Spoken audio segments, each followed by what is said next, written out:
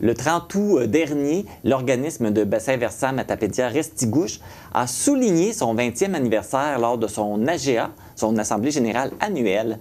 Et pour nous en faire part, je suis en compagnie de la directrice générale Mireille Chalifour. Bonjour Mireille. Salut, bonjour. Ça va bien? Oui, ça va très bien. Tout d'abord, bon anniversaire à l'organisme. Tout à fait. Vous l'avez célébré lors de votre Assemblée générale annuelle.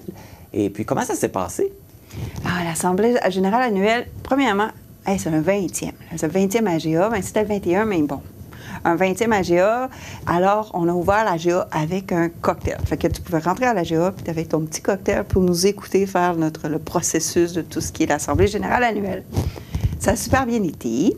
On a fait un cheer, on a commencé cette nouvelle assemblée, cette nouvelle ère, ce nouveau 20e anniversaire, ce nouveau 20e qui va venir. Et ensuite, tout le monde a été invité à passer dans une salle à côté. On a fait ça au centre de foresterie, donc on a passé dans la grosse angora. Il y avait des bouchées au centre.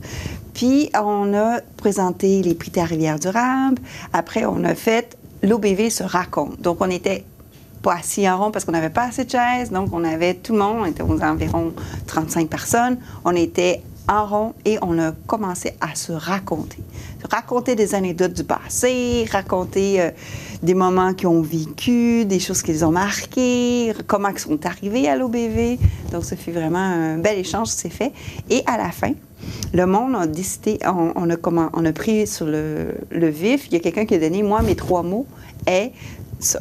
Alors, on a commencé à passer chacun leurs 3 mots. Fait que les 35 personnes ont dit leurs 3 mots par rapport à l'OBV depuis 20 ans. Le mot appartenance est sorti. Okay. Le mot changement, témoin est sorti. Le mot de ensemble. Fait que tu voyais, les gens avaient une belle appartenance. On remercie beaucoup les gens qui étaient présents. Ah, c'est une belle façon de le souligner, mais c'est magnifique. Oui. Allez-vous faire quelque chose avec les mots? On les a pas notés, hein? C'était sur le vif du cœur. Oui, c'était très spontané. Ouais. D'ailleurs, justement, vous faites quoi comme bilan de ces 20 premières années? Qu'est-ce qu'on fait sur le bilan de ces 20 premières années?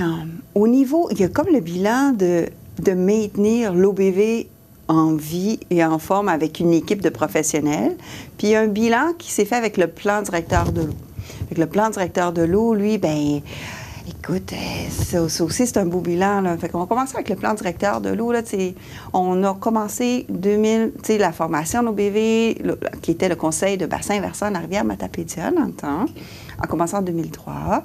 Et en 2005, on faisait nos premières consultations. Le monde, la différence entre consultation puis processus de concertation, c'est quoi la différence? C'est que quand je te consulte, je peux te dire, c'est comme mon enfant, des fois, il va me consulter.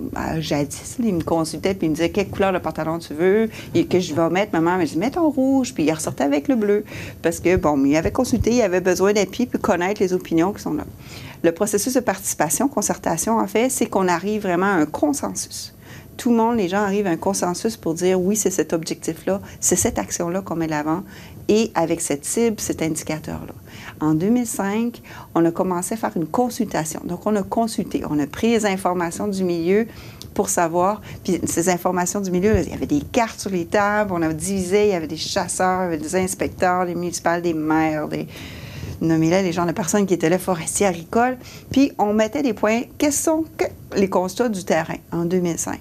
En 2005, la problématique de sédimentation, la boîte dans l'eau qui s'accumule dans le fond de nos cours d'eau, ressortait déjà. Okay. Le monde le voyait. Le monde voyait aussi les bandes. Le monde connaît sur le terrain. Puis, quand je disais le premier mot qui est ressorti, c'est appartenance. Le monde vive encore la Matapédia, la Restigouche. Ils vivent leur milieu, ils vivent leurs rivières, ils vivent leurs lacs, ils vivent leur forêt et l'agriculture. Par conséquent, mais oui, et par conséquent, le lien est encore là. On voit le changement. Fait qu'eux aussi sont conscients des changements qui se font. Ensuite, en 2005, on est parti avec ça, puis on a fait un grand plan directeur de l'eau. On a fait des actions, des objectifs.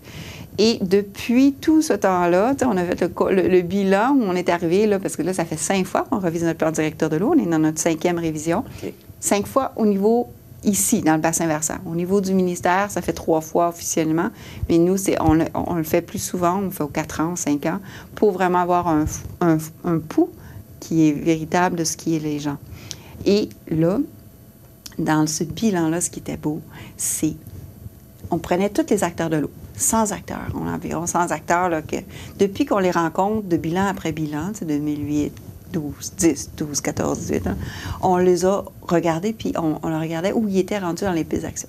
C'est soit qu'ils étaient pas impliqués, soit qu'ils n'étaient pas encore rencontrés, soit qu'on les avait informés ou consultés, mais ils ne s'étaient pas impliqués. On est dans une participation passive, moi j'appelle.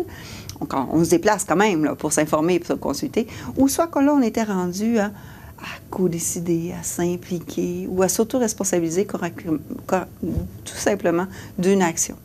Puis avec ça, on a réalisé qu'on avait plus de 77 44 qui étaient en participation active. Ça veut dire qu'ils sont dans la concertation, ils s'impliquent, prennent la décision ou ils ont pris la piste d'action ou l'action, puis ils l'ont mis dans leur agenda ou dans leur tâche à faire. 44 sur 100 acteurs, c'est beaucoup. Puis là-dessus, on sait qu'on a un autre 30 qui sont là en participation passive, qui attendent peut-être le bon moment pour être en action. OK. Fait que c'est quand même un bon bilan. Oui, là, tu parlais de souvent que vous retravaillez les plans d'action, j'imagine, avec tous les changements qui se produisent, vous devez souvent vous adapter à tout ça, là? Tout le temps. On s'adapte aux livrables du ministère qui changent aux saveurs des fonctionnaires qui rentrent, je dirais, si je peux dire ça. Donc, il y a des changements qui s'est fait, mais on a quand même un cadre de référence qui est au niveau, qui était là depuis 2000 qui était renouvelé depuis de la politique nationale de l'eau. Maintenant, on fait partie de la loi également, des organismes de bassin versant. Le budget n'était pas le même. On a commencé avec un budget de 65 000. Oh, on est resté là-dessus. Quand c'est à 65 000, c'est dur de faire fonctionner et maintenir une équipe également. 65 000 pour tout, là. Fonctionnement et autres. Okay. On a passé à 108 000. Là, on est rendu depuis 2018, on n'a pas encore été majoré. On a un 237 000. Mais avec ça, il faut que je fasse venir maintenir une équipe, puis maintenir aussi toutes les activités, le suivi environnemental. Donc, on est short. On finit nos années, là, on est toujours un petit peu en bas là, on n'est pas dans le full négatif, mais une chance qu'on a d'autres projets pour alimenter notre budget. Oui, c'est nécessaire d'avoir d'autres activités là, pour nourrir tout ça. Là, c'est ça, on parlait, il y a beaucoup de changements, il faut s'adapter. Dernièrement, là, on parle beaucoup de nouvelles des espèces envahissantes, les vivipares géorgiennes et les vivipares chinoises. Là. Donc, ça, c'est des nouvelles espèces là, avec lesquelles vous devez conjuguer. En quoi ça consiste exactement? C'est quoi l'impact sur nos cours d'eau? L'impact sur nos cours, à quoi ça consiste? Avant, je vais faire un bref d'histoire. Oui. Là, on est dans un bilan. Oui. En 2006, on se souvient, on a eu la Didimo qui est arrivée. OK. On avait commencé à informer les gens, il va falloir vous laver vos bateaux, vous lavez vos bottes, les engins de pêche, se réorienter beaucoup au niveau. Puis c'est fou quand il y a une sensibilisation qui s'est faite là, mais si on ne continue pas l'information au milieu, bien ça se perd. Fait que depuis 2006, on a arrêté, on a peut-être moins informé sur les gens de nettoyer leurs bateaux ou donner leurs engins. On le fait beaucoup plus aujourd'hui. Là. On le fait beaucoup plus. On installe des stations de lavage de bateaux. On sensibilise beaucoup de monde, justement, Tout à fait. nettoyer. Mais quand on voulait installer des installations de bateaux en 2005, ça, c'est ça qui est beau. C'était dur, le goût. Le milieu n'était pas prêt, bien voyons. Et là, on a 3 municipalités et même plus. Il y en a 2 qui sont en action, Val-Brillant, que je souligne, qui sont en action depuis un bout de temps, sont précurseurs, là, sont proactifs là-dessus. Ils ont leur station de bateau. Cette année, ils ont eu l'eau chaude. À Amkoui, ils ont fait leur station de bateau. Sébec, ça arrive. Lac Omkoui, Lac Osomon aussi dans le collimateur. La ZEC-Casso aussi dans le collimateur. Fait que pour le haut du bassin, ça s'est bougé vite. Il y a la réglementation. La MRC aussi, ils ont bougé vite au niveau de la réglementation. Ils ont pris filon. Il y a un partage de savoir et d'expertise. C'est fait avec Témiscouata. Fait que c'est beau, là. Ça a bougé vite. Et on aurait bougé vite comme ça en 2005-2006, quand on a essayé. Pour moi, c'est aussi visible de comment on a avancé, comment les gens aussi sont prêts à protéger leur plan d'eau. Aussi, ça l'aide. Ouais. Qu'est-ce que c'est, la vivipare georgienne? Puis j'aurais voulu vous en porter, là. C'est gros comme ça. La caméra est là. C'est ça. Gros comme ça. Donc, c'est de cet escargot-là. On le tient dans le creux de la main. Vivipare georgienne et chinoise. La vivipare chinoise, elle est, en anglais, on appelle le mystery snail. Fait que, qu'est-ce qu'elle arrive? C'est qu'elle va maintenir ces petits escargots, ces petits bébés escargots, à l'intérieur d'elle, puis à divers stades à l'intérieur d'elle. Fait que de temps en temps, on va en lâcher qui vont être déjà tout formés avec leur coquille. Fait qu'elle est tout le temps en train de lâcher le bébé, elle. Elle en lâche tout le temps. Fait que des fois, tu peux te réveiller un matin, puis tu as plein d'escargots dans ton aquarium, par exemple. C'est pour ça qu'on l'appelle l'escargot mystère.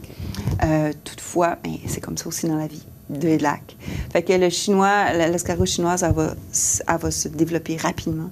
L'escargot aussi, géorgien aussi. En ce moment, la géorgienne, on l'avait observée l'année passée. Et ça, c'est grâce encore parce que le monde appartient et vive le milieu, parce que le monde nous donne leur observation. Qu'est-ce qu'il y a? Écoute, il y a de plus en plus d'escargots qu'avant, on ne voyait pas.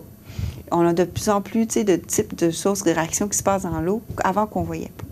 Est-ce que l'escargot et la dermatite du bagnard sont reliés?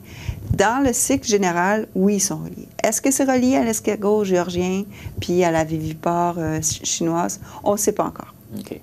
On ne sait pas encore. Mais c'est ça. On sait quand même qu'on a plus d'escargots dans nos plans d'eau, qui est pour le lac Matapédia et tout ce qui est la descente en allant jusqu'au camping. Et c'est quoi l'impact? Bien, ce bel escargot-là, oui, c'est ça. Bien, c'est sûr que ça prend la place de l'escargot qu'on a déjà présentement. Okay. Puis, également, ça va prendre... on va manger les œufs de poisson qui sont dans le fond.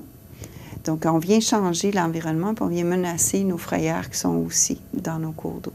On a des frayères à Omble-Fontaine, on a des frayères à Saumon aussi, à ne pas négliger, entre autres. Donc, Omble-Fontaine, c'est la truite, là, ce que tout le monde appelle la truite. Et là, c'est quoi vos plans d'action à partir de maintenant? À partir de maintenant, là, nos plans d'action, bien, c'est laver vos bateaux, laver vos engins, changer vos habitudes. La sensibilisation. Sensibilisation. Et qu'est-ce qu'il faut, là? Tu sais, à partir du lac Matapédia, puis à partir du lac du Portage et autres, c'est à partir de ce moment donné-là qu'on commence à couler vers la baie des Chaleurs.